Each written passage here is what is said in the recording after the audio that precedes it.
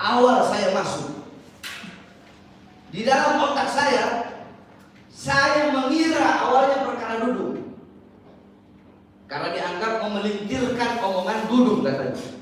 Itu yang saya tahu awalnya saya masuk. Saya tidak tahu kalau saya masuk berita bohong, KM50 atau maulid, saya tidak tahu awalnya. Nah, beberapa minggu setelah saya ditahan, waktu itu Pak Ikhwan, Kang Hendy dan Bang Hadis datang mengatakan, Beb, ternyata Habib ini didakwa menyampaikan berita bohong, masalah KM50 dan masalah maulid Habib Rizik. Apa saya bilang ke ini?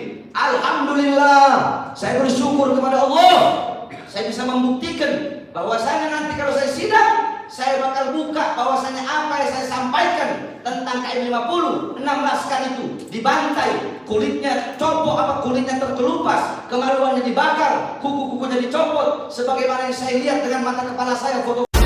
Allahu Akbar! Allahu Akbar! Indonesia merdeka! Merdeka! NKRI harga mati! Harga mati! Indonesia.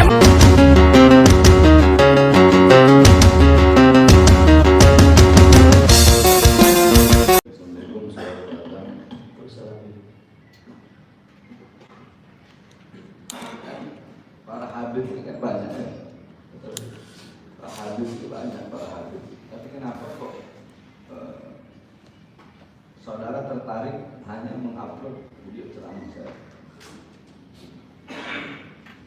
Sebetulnya siapapun habaibnya saya cintai.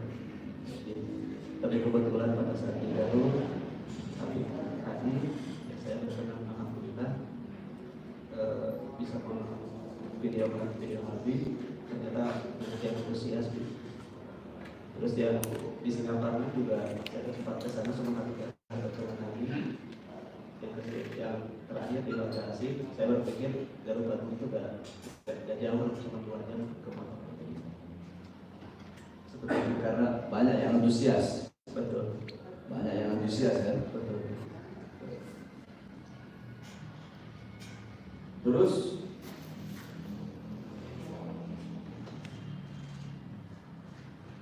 Anda berkata tadi banyak juga kan yang merekam. Yang saya pertanyakan, yang merekam banyak, bukan cuma hanya HP Anda aja. Kok cuma Anda yang ditangkap? Apa yang lain itu nggak ditahan? Itu pertanyaan saya. Itu pertanyaan besar buat saya. Yang merekam banyak kok cuma Anda aja yang ditahan. Betul. Baik. Terus ada berapa video tadi dalam channel Anda? 24 video. 24 video tentang saya semua. Semuanya 54 video Habib. 24. Terus viewersnya nambah ya dengan mengupload video itu.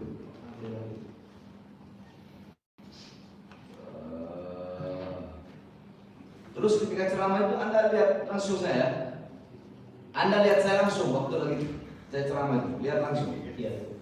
Saya tanya dulu, Anda kenal saya nggak? Saya kenal Anda kenal saya nggak? Tidak kenal Habib. Saya kenal Habib di sosial media saja. Pernah ketemu nggak langsung sama saya? Belum. Terus pertama kali berjumpa langsung itu di mana? Pas pertama kali saya mau salam Habib. Itu pertama kali berjumpa. Pernah nggak kita ngobrol lewat telepon atau apa? Belum. Hah? Belum. Belum. Berarti dia nggak pernah kenal ya? Iya. Baik. Judul menggelegar. Kalau masalah judul, banyak judul-judul YouTube yang lebih parah daripada itu. Dan memang kalau masalah judul menggelegar, memang ceramah menggelegar. Menggelegar itu kan suara keras kan, Pak, nggak ada masalah. Betul. Hanya orang sempit pemikiran kalau ada yang mau mempermasalahkan masalah menggelegarnya itu. Orang yang menggelegar kok suara saya. Jadi 20 berapa video tadi? 24. 24. Saya nggak kenal Anda, nggak kenal saya. Nah terus apakah saya pernah menyuruh datang? Kan nggak kenal nih, nggak kenal. Sebenarnya nggak perlu juga saya nanya begini karena kan yang nggak kenal. Cuma nggak apa-apa saya nanya. Pernah nggak saya bilang datang videoin saya kan? Padahal nggak perlu ada pertanyaan ini karena kita kan nggak kenal sebenarnya. Tidak. Hah? video hitam biar saya viral. Pernah saya ngomong seperti itu? Tidak pernah. Hah? Tidak pernah. Jadi pertemuan pertama kita di sini ya.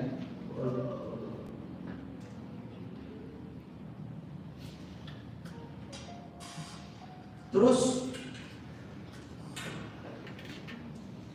apakah niat maksud tujuan untuk meletakkan ceramah saya itu hanya untuk mencari viewer, atau syiar dakwah, atau untuk mencari keuntungan, atau mau jual saya? Yang mana? Pertama, aktif syiar. Yang kedua, Syiar. muamalah. Itu ada dua. Dua itu aja ya. Jadi syiar dakwah sama muamalah. Muamalah melalui media sosial.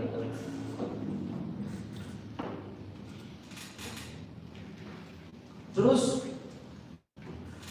pernah nggak naruh konten-konten kekerasan? Tidak sama sekali. Nggak pernah. Tidak pernah. Nggak pernah yang naruh konten kekerasan. Tidak pernah. Baik, cukup ya. Cukup ya. Jadi kasus keterangan pasal ini, saudara ada yang keberatan ya? Tidak keberatan. Tidak ada keberatan ya. Baik, kalau begitu saya ya memeriksa saksi. Sekarang kami silakan.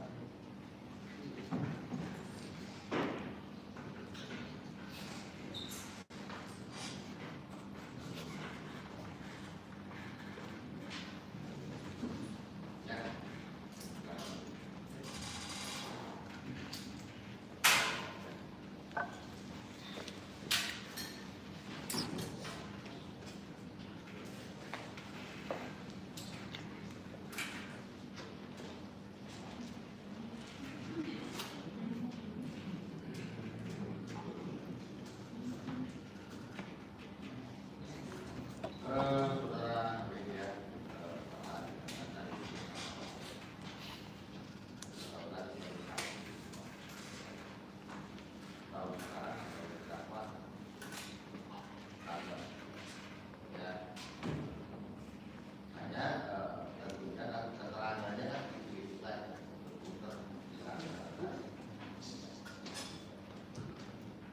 kalau sekiranya keterangan yang tadi diterangkan oleh ahli ya sepanjang pertanyaan itu wajar ya. Kalau menjadikan sebagai keterangan terdakwa maupun juga kata Ustaz yang tadi ya, keberatan tidak? Tidak.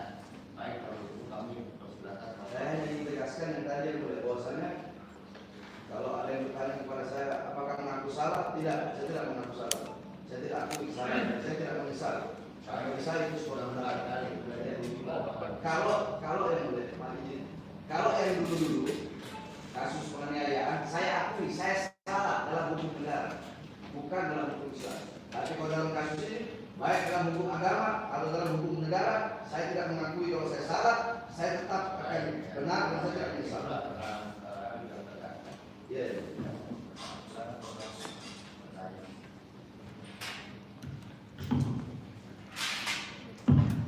Kembali terima kasih yang mulia kesempatannya. Jaksa penuntut umum. Saya tanya langsung keterangan terdakwa kalau Habib ya. Baik, terima kasih. Habib. Iya betul.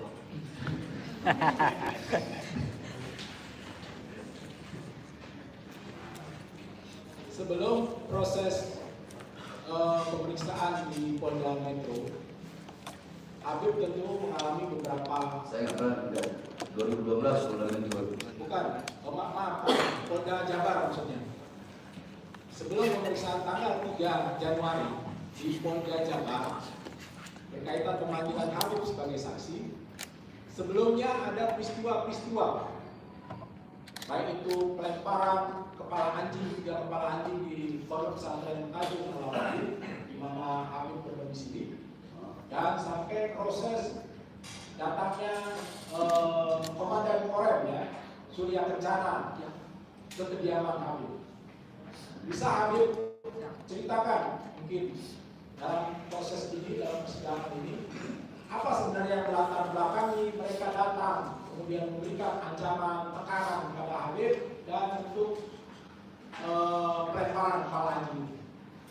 Saya nggak tahu latar belakangnya apa, dan saya nggak bisa diancam, nggak bisa ditekan. Saya orangnya kayak bola karet, semakin ditekan semakin melunjak. Baik sama saya 1000 kali lebih baik. Lembut sama saya 1000 kali lebih lembut. Kalau 3 ekor kepala anjing itu saya nggak tahu. Saya ngomong dulu dari kepala anjing. Justru saya kasihan sama anjingnya. Kalau mau teror saya salah pakai kepala anjing. Orang kita di Sulawesi sana biasa lihat kepala orang di pinggir jalan kok. Terornya pakai kepala anjing. Saya nggak tahu kenapa diteror pakai kepala anjing dan siapa yang teror saya nggak tahu. Kemudian berkaitan dengan kedatangan Korem yang kemudian Korem. komandan yang bintang 1 itu. ya betul. Saya lagi tidur, lagi tidur, dibangunin sama saya punya istri, kak, itu di depan rame, ada tentara. Sudah saya bangun. Ya intinya begitu, dia bilang nggak apalah bagaimana. Intinya mau shock terapi saya itu masalah orang. Saya kan bilang kalau mau shock terapi, ya shock terapi saya, salah orang kalau mau shock terapi saya. Ya ada saya shock terapi balik. Bukan begitu caranya, kalau kau datang baik-baik kami sambut.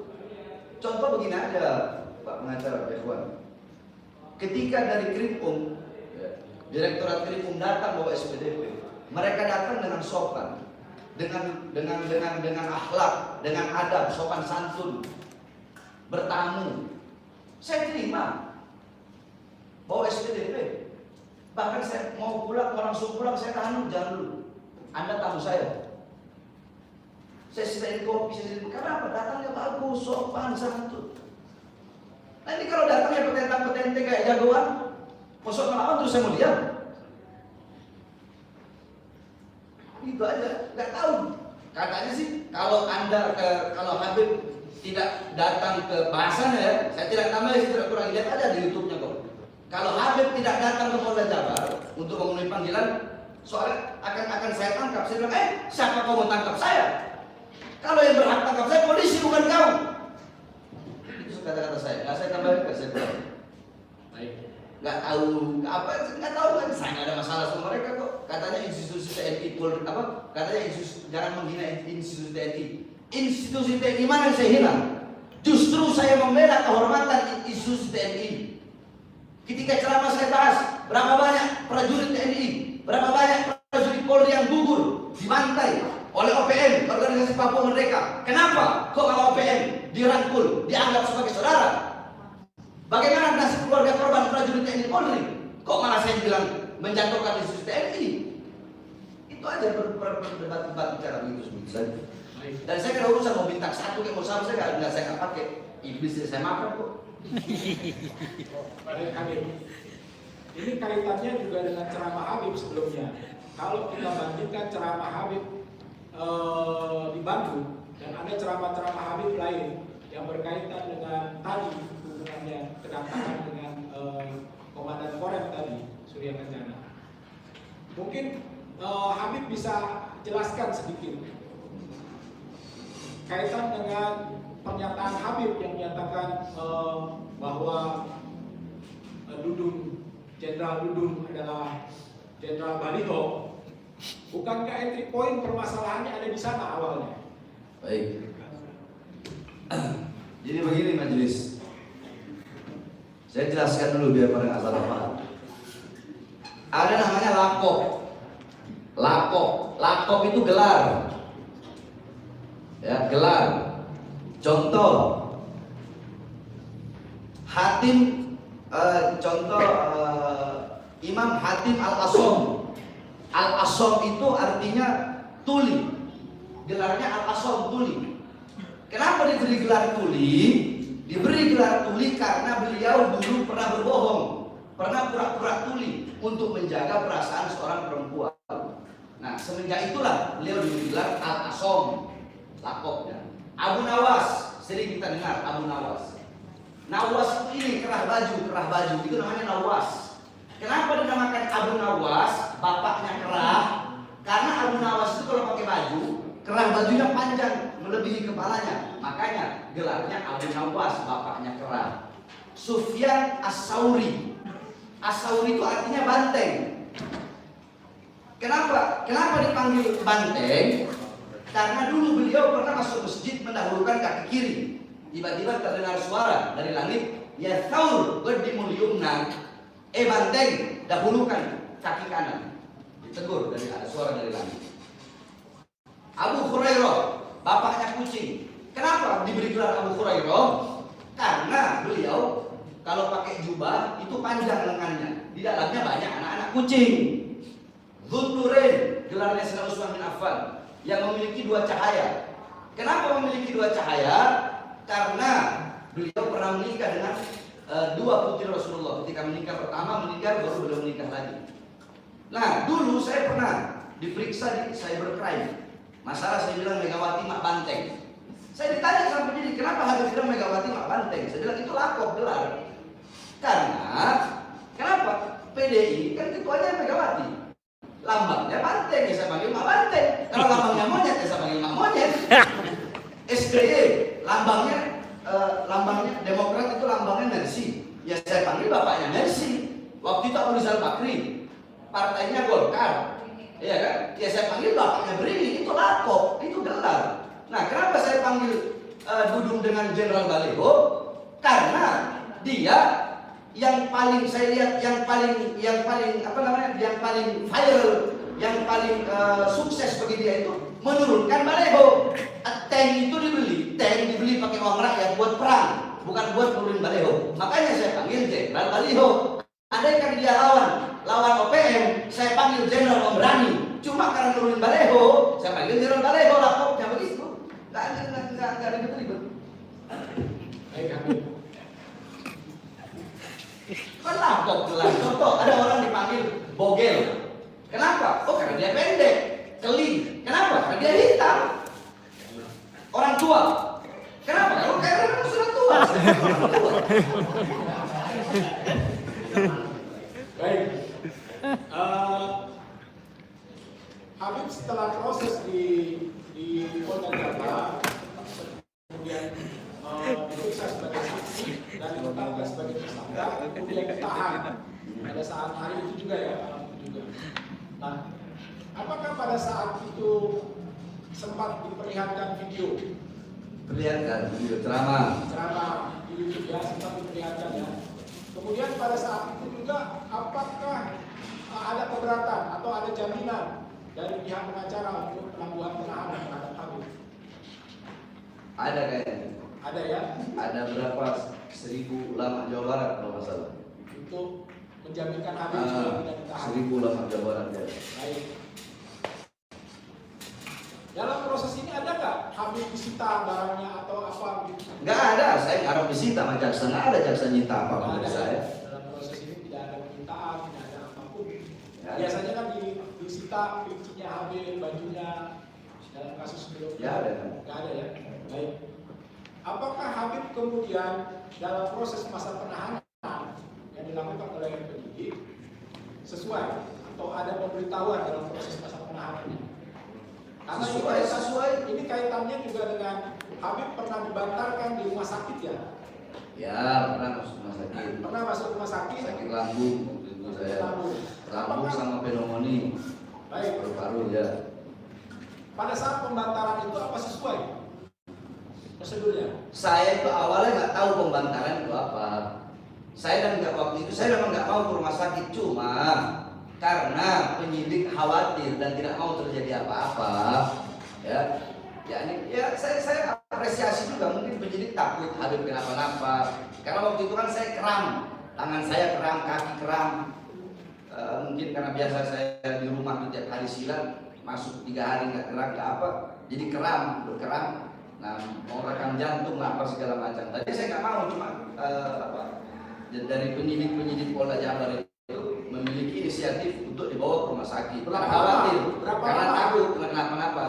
Makanya saya awalnya saya nggak ada perasaan apa-apa. Oh ini mungkin ya karena khawatir, takut kenapa-napa, takut terjadi apa-apa. Dibawa saya ke rumah sakit. Saya pikir hanya diperiksa aja. Oh. Berapa lama Habib dibantarkan di sana? 1 bulan. 1 bulan. Nah, Apakah pernah ada protes atau ada pengajuan keberatan terhadap Saya baru sampai sore, malamnya, saya kan takut jarum.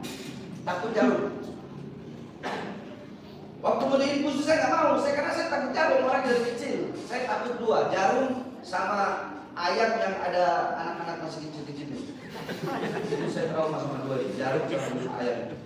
Saya takut jarum, jadi waktu mau diinfus itu saya nggak mau. Tapi dipaksa-paksa ya nggak tembus, infusnya itu nggak tembus. Saya minta keluar malam itu juga, besoknya saya minta keluar, lusanya saya minta keluar, terus saya minta keluar. Tapi ya udah Bet, tunggu dulu Bet. Ya udah nggak apa-apa. Oke lah, 1 minggu sampai sembuh, benar sembuh. Udah 3 hari 4 hari itu udah hilang, udah sembuh, keram apa hilang. Nah akhirnya ketika 3 minggu waktu itu 3 minggu saya baru tahu ternyata pembantaran itu enggak dihitung masa tahanan. Di situ saya marah, saya ngamuk. Kalau tahu begini saya nggak mau ke rumah sakit. Ngapain saya ke rumah sakit? Mending saya di dalam rutan aja kalau begitu. Kalau saya tahu pembantaran, kenapa nggak dikasih tahu dari awal? Kalau pembantaran itu nggak dihitung tahanan. Karena ketika saya tanya ini apa? Ini perawatan Bet. Udah begitu aja. Nggak ada masalah. bahkan ada upaya-upaya dari lawyer gitu ya, agar Habib bisa segera dikembalikan di Polda. Karena saya minta, saya nggak betah di rumah sakit bawa obat-obatan. Baik Habib. Satu lagi yang mulia terakhir. Habib tentunya memahami ya dengan keilmuan Habib, dan Habib tentu banyak pengikutnya. Apakah dengan ceramah Habib yang diunggah kemudian ramai jadi masalah ini, Habib tidak khawatir dan para jamaah kemudian mengikuti seruan Habib, yang Habib kemudian berkata lawan kezaliman? Itu tadi hakim sudah bertanya kepada saya. Tanya itu. Sebenarnya tidak perlu saya jawab karena hakim sudah bertanya kan dari masalah itu. Ya kalau Pak Irfan nanya begitu ke saya, sekarang tanya aja sama Yakut, Menteri Agama. Yakut, kamu nggak khawatir? Kamu menyamakan menyamakan gonggongan anjing dengan suara azan di TV live, banyak yang rekam. Kamu tidak khawatir itu nanti bisa menimbulkan orang-orang yang kerdil pemikirannya nantinya bagaimana? Begitu aja. Sama seperti begitu kan? Tadi hakim nanya begitu juga. Orang kan beda pemahaman. Apakah Habib tidak khawatir nanti bakal ada yang begini? Ya sama Menteri Agama ya, yang menyamakan azan dan gonggongan anjing. Apakah dia tidak khawatir? Apakah dia tidak mikir dulu omongan dia itu nantinya bakal apa imbasnya? Orang-orang bakal nangkapnya bagaimana? Apakah semua orang sama untuk menangkap omongan dia itu seperti apa? Tamsilnya, tasbihnya, kan begitu. Itu aja jawabannya nanti. Kalau mau tanya sama Yakut dalam agama. Baik, yang terakhir, apakah dengan proses itu berjalan ini Habib jerah terhadap Jerah, maksudnya kapok. Saya ini yang mulia, kalau untuk urusan kekerasan itu tidak mau. Karena saya udah bilang, kalau untuk nganiaya apa, alhamdulillah sudah berubah. Saya semenjak punya anak perempuan, ya apalagi anak perempuan saya lahir kemarin waktu saya di lapas itu di Nusa Kambangan, saya punya nambah anak perempuan, saya udah makin adem, udah makin ini. Terakhir sudah lihat Jombang. Saya nggak mau lagi ada main tangan atau apa, saya nggak mau. Tapi kalau untuk dakwah, kalau untuk ceramah, saya sudah bersumpah di setiap persidangan. Waktu sidang online kasus Grab itu, sidang sebelumnya yang kasus Habib palsu, sama sumpah saya. Selama kedua mata saya terbuka untuk melihat kemungkaran, melihat kezaliman, melihat ketidakadilan, maka selama itu saya tidak akan pernah berhenti. Dan saya akan tegak berdiri, tidak akan pernah menundukkan kepala untuk melawan kezaliman, kemungkaran, ketidakadilan dan penindasan. Itu sumpah yang akan selalu saya rawat di setiap pledoi saya, setiap pledoi sidang-sidang yang lalu, dan bahkan nanti pledoi pun itu akan saya bawa. Jadi tidak ada kata kapok, tidak ada kata jerat di dalam. Bagi saya untuk ceramah, untuk berdakwah menjadi penyambung lidah Rasulullah SAW. Tidak ada kata kapok, tidak ada kata jerat. Untuk memperjuangkan agama Allah, berjuang untuk bangsa, untuk negara, Sudah berkali-kali saya bilang, jangankan hanya di penjara, demi bangsa, demi agama, demi Islam, demi NKRI, demi rakyat yang susah, demi rakyat kecil, demi rakyat Indonesia. Jangankan hanya di penjara, nyawa, jiwa Bahar bin Smith murah harganya untuk tumpah. Terima kasih Habib. Lanjut yang mulia. Terima kasih yang mulia.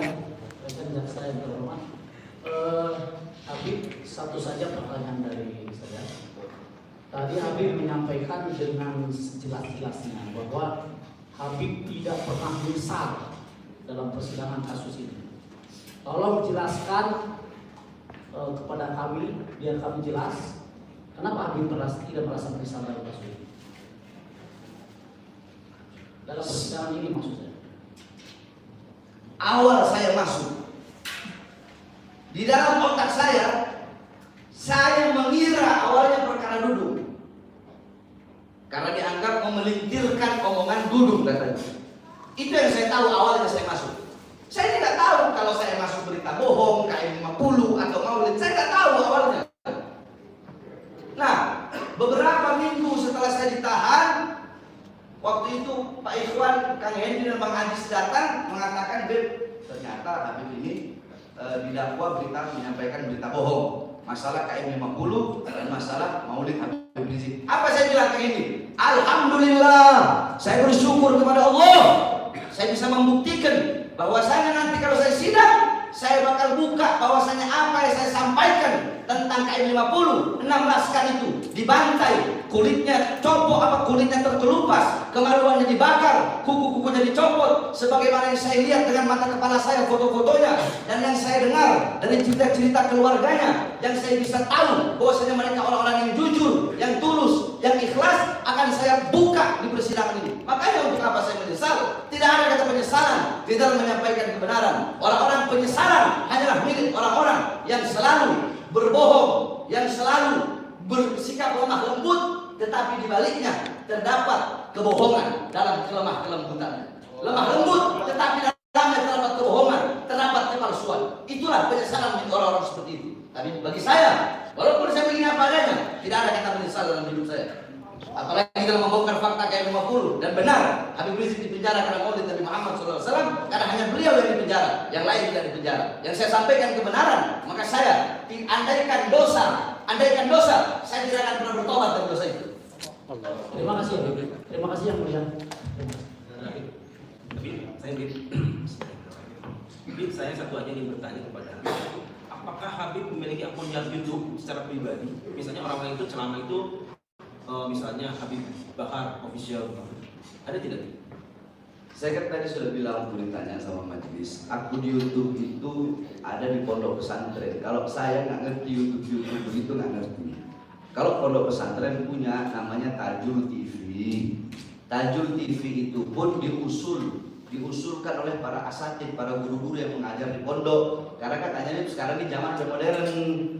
Makanya kalau Habib ngajar lebih enaknya pakai apa sih itu? Ya begitu-begitu, pakai orang-orang semua bisa lihat. Jadi bukan hanya yang hadir saja. Itu khusus pengajian pondok setiap malam Selasa. Kalau latihan muhadharah anak-anak pondok, latihan ceramah dimasukkan juga di situ. Selain itu nggak ada. Sekalipun ada nggak tahu dia siapa. Ini kan banyaknya youtuber mengupload video Habib pada saat zaman keasing. Apakah Habib pernah menerima keuntungan dari banyak youtuber yang mengupload video Habib? Menerima tidak? Ada nggak keuntungan? Misalnya keuntungan dari setiap youtuber itu memberikan Habib sebagai bentuk kompensasi lah dari keuntungan pribadinya. Ini pertanyaan nggak masuk akal. Saya kenal Tatang aja nggak, apalagi youtuber yang lain. Tidak ada ya, Habib ya? Ya nggak masuk akal, pertanyaan kayak itu nggak masuk akal. Nggak perlu dipertanyakan hal seperti itu. Ya udah pasti enggak jawabannya. Ada. Izin majelis. Habib, waktu ceramah itu apakah Habib mengetahui siapakah yang akan hadir mendengarkan dari audiens, dari Mustami, dari ceramah Habib? Kalau dari dulu sampai sekarang paling banyak yang hadir ceramah saya itu anak-anak muda dan dari kalangan santri paling banyak. baik santri kalong itu apa ya bahasa? Kalong itu pulang kharijin, mutakharij yani pulang pergi. Cuma kalau andaikan saya ceramah di Banjarmasin, ya santri di Banjar itu anak-anak muda, santri pada hadir. Ada juga dari bapak-bapak, ada juga ibu-ibu. Tapi kebanyakan dari kalangan santri-santri. Tapi maksudnya bukan santri saya ya, maksudnya ya santri-santri ponpes. Karena dari mana saya tahu? Ketika acara kan saya selalu melayani mereka. Seperti foto-foto. Sekali foto itu saya duduk di tengah begini, nanti foto 200 orang 100 orang foto, kami dari ponpes ini. Foto 100 orang dari jarak jauh, ruangan masjid besar. Jadi paling banyak di kalangan santri.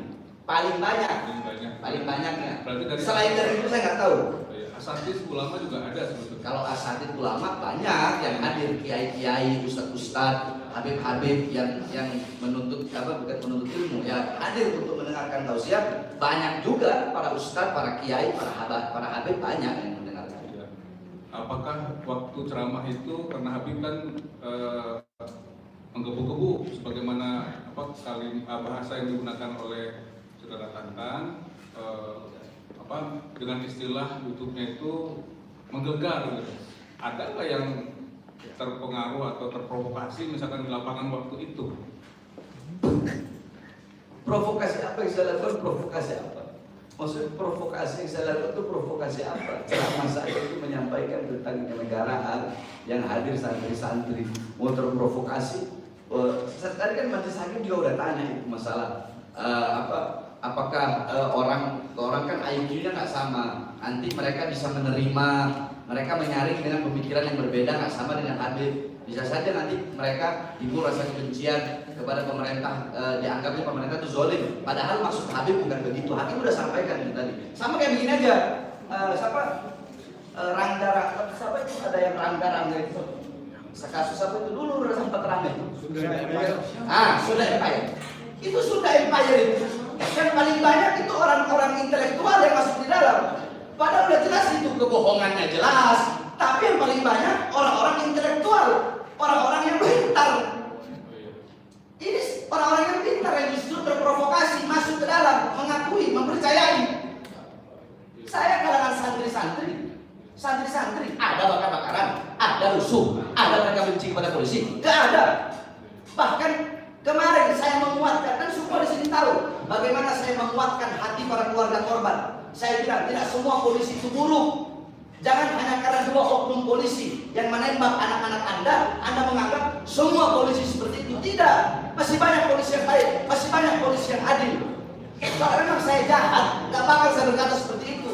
Kalau ada sentimen atau apa, dan saya memberikan tausiah seperti itu, saya yakin karena dari mereka kalangan banyak santri, mereka tahu. Jangankan ini santri, ini intelektual sama Sunda Empire percaya kok. Terprovokasi, padahal orang-orang pintar. Dan masih banyak juga yang begitu terprovokasi ke aliran-aliran yang nggak benar. Ahmadiyah, yang masuk orang-orang pintar semua, dokter-dokter, guru-guru, agama orang pintar. Kalau saya kebalik, orang-orang yang ngaku pintar, mereka yang bilang saya radikal, mereka yang saya bilang intoleran. Jadi sebetulnya santri sama sekali gitu ya tidak terprovokasi dan justru mereka lebih dewasa. Kalau mereka terprovokasi, berarti kan udah. Dan bahkan sebelum saya ditahan, saya bikin video karena saya udah yakin saya ditahan. Saya bikin video. Apa video isinya? Cek di YouTube ada. Apa videonya? Saya bilang di situ kepada seluruh santri saya di Indonesia. PHB, SMHB. Apa itu? Dijelaskan. PHB Cinta Habib Bahar, SMHB Santri Militan Habib Bahar, LHB Laskar Hizbul Bahar, Paskuba Pasukan Khusus Pahlawi, MPR Majelis Pembela Rasulullah, dan masih banyak lagi. Intinya dari semua ini jutaan lah se-Indonesia tersebar. Saya bilang, kalau nanti saya ditahan, kalau nanti saya ditangkap, ya, kalau nanti saya dipenjara, jangan ada yang bikin rusuh, jangan ada yang bikin kekacauan, jangan yang ada bakar-bakaran. Udah sabar, ikhlas. Walaupun tidak ada saya, nanti bakal lahir 1000 Bahar bin Smith yang memperjuangkan agama dan menyampaikan. Dan di situ saya sampaikan, kalau kalian kalian nanti rusuh se-Indonesia, bakar-bakaran, kacau, nanti ketika chaos terjadi di mana-mana, itu akan menjadi peluang, menjadi celah bagi negara-negara asing untuk merampas kedaulatan Indonesia. Biarkan saya yang hancur, biarkan saya yang binasa, asalkan NKRI tetap utuh, jaya, dan selalu merdeka dari asing. Itu pernyataan saya sebelum saya ditangkap. Padahal bisa saja saya bikin, nanti kalau saya ditahan ditangkap, bakar Polres, bakar Polsek, bakar Polda, bisa aja saya bikin begitu. Tapi kan tidak. Saya orang ngerti dan orang paham, dan kecintaan saya kepada NKRI tidak perlu saya sebutkan. Biar dibuktikan, bukan hanya dengan kata-kata seperti para pejabat-pejabat yang mengkhianati bangsa dan negara. Bib, apakah ada nggak dari pecinta Habib Bahar atau dari santri-santri antum yang minta izin untuk melakukan sesuatu gitu kan ketika antum ditahan? Yang udah saya bilang waktu saya ditahan, anak-anak pertama itu anak-anak Madura, anak-anak Pontianak, mereka mau bikin rusuh, mereka mau bakar-bakaran. Saya bikin surat, saya larang, saya cegah, jangan. Anak-anak di Kalimantan, di Kalbar itu Pontianak, Ketapang, Sambas, Kubu, daerah Madura, apalagi paling banyak daerah Banten, Jawa Barat, itu banyak. Jakarta yang berbuat rusuh. Saya yang larang, saya yang cegah, jangan. Itu seruan saya. Seruan saya jangan. Bahkan dulu, izin saya mulai, saya bercerita. Ada orang mati hanya gara-gara upload foto saya yang mulai. Ini cerita tahun 2000, sebelum saya nikah, 2018 awal lah. Waktu itu di Madura ada satu orang.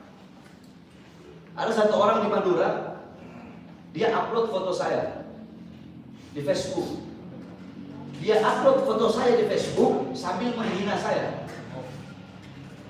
Nah, ada saya punya murid yang nggak terima. Saya ini nggak tahu kenapa. Ada saya punya murid yang nggak terima. Saya dihina. Didatangilah rumah ini orang yang upload sambil bawa sambil bawa celurit.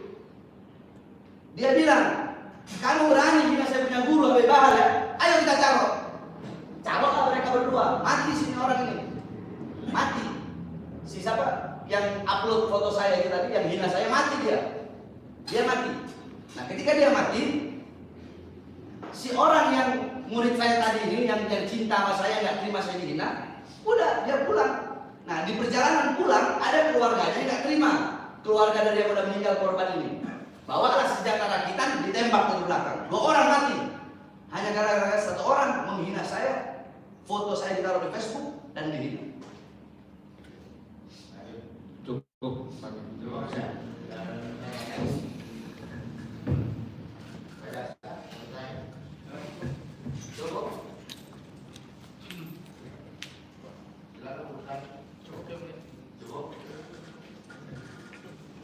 Baik ya, jadi saya kira sudah selesai ya.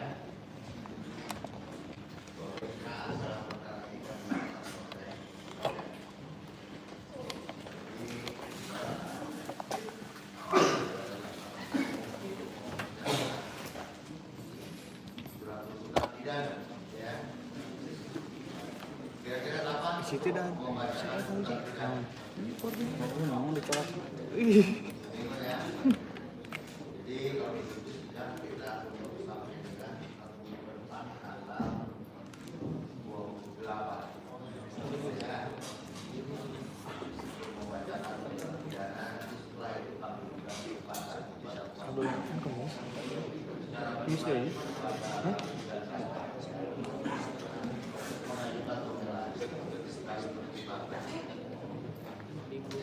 ada yang mau ditanyakan? Saudara yang ditanyakan? Dengan demikian yang namanya Hah? Oh, salah katanya.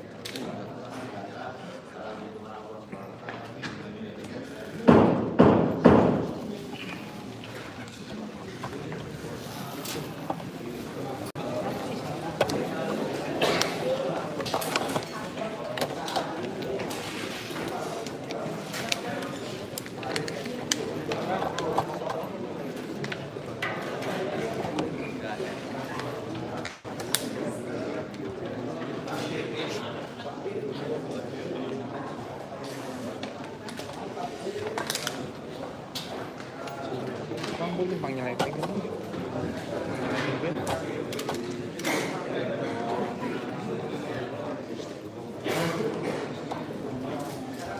guys, sedang